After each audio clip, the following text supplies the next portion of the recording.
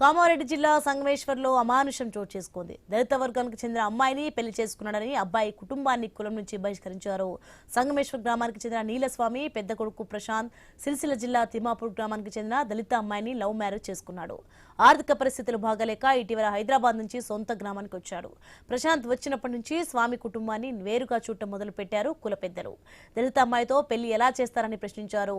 బాధిత కుటుంబంతో మాట్లాడినా శుభకార్యాలకు వెళ్లినా 1,00,000 జరిమానా విధిస్తామని హెచ్చరించారు. దీంతో బాధిత కుటుంబం పోలీసులను ఆశ్రయించింది. తమకు న్యాయం చేయాలని ఎస్పీని కోరారు.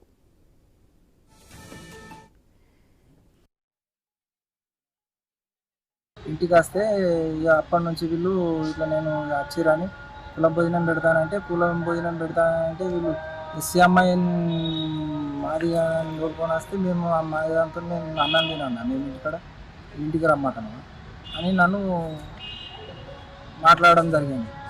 సరే మళ్ళీ సదర్కు ఫీజు కడితే మేము సదర్లో మాట్లాడతామంటే సదర్కు ఫీజు కడితే సదర్లో కూడా అదే మాటలు మాట్లాడి మేము మెంబర్షిప్ కడతామని నేను అంటే మెంబర్షిప్ తీసుకోమని